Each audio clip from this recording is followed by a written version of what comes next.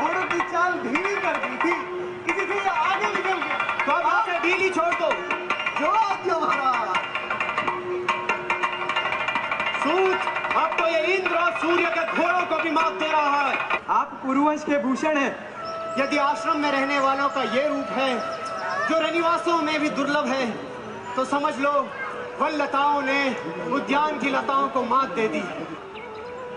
इस प्रियंवदा ने मेरा ये वलकल वस्त्र ऐसा कसकर बांध दिया है कि मेरा हिलना डुलना भी मुश्किल हो गया है। पहले किसी समय में वो राजा श्री गौतमी नदी के तीर पर कठोर तपस्या कर रहे थे। जैसे मैं इस पर अनुरक्त हूँ, ये भी तो मुझ पर अनुरक्त नहीं है।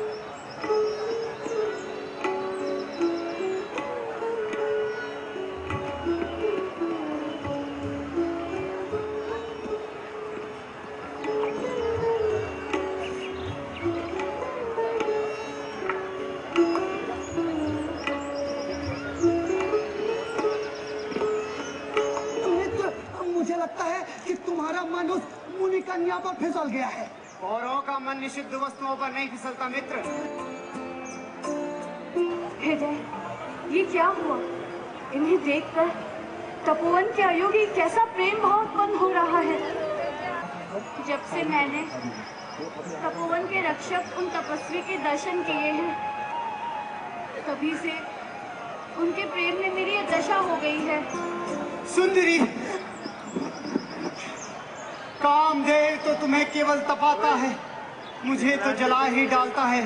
तो अब आप ही कृपा करके इसे जीवन दान दीजिए, क्योंकि आपके कारण हमारे प्रिय सखी के भगवान कामदेव ने ये दशा की है। भद्रे, ये प्रेम दोनों ओर से है।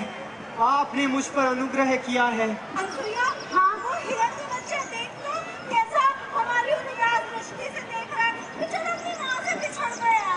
कहाँ?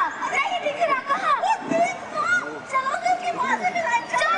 सखी, तुम मुझे यूँ अच्छी छोड़ कहाँ चली? जो सारी पृथ्वी का रक्षक है, वो तो तुम्हारे पास बैठा है। चलो जाओ। अरे, चल ही गई। भद्रे,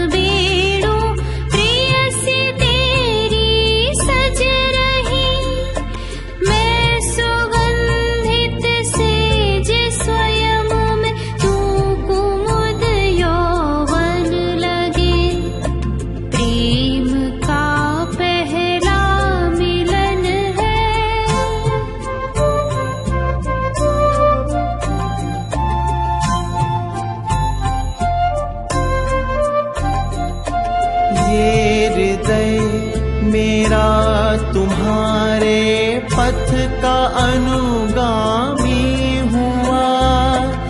ये हृदय मेरा तुम्हारे पथ का अनुगामी हुआ।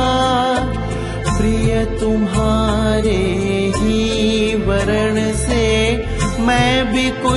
दामी हुआ। प्रिय तुम्हारे ही वरण से मैं भी कुछ दामी हुआ। आतुर हूँ पाने को,